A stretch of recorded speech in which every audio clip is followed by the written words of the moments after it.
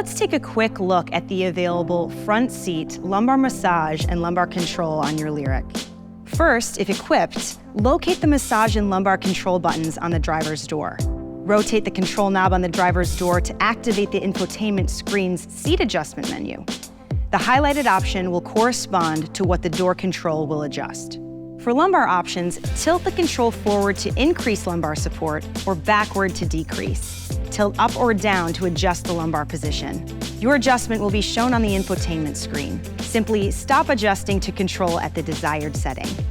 For massage options, tilt the control up or down to turn massage on or off, as shown on the infotainment screen. Tilt the control forward to increase and backward to decrease to adjust between the 3 levels of intensity as shown on the screen. To turn the massage feature on or off, simply press the button in the middle of the control. The massage features will automatically turn off after 20 minutes. To restart massage, simply press the center of the control knob.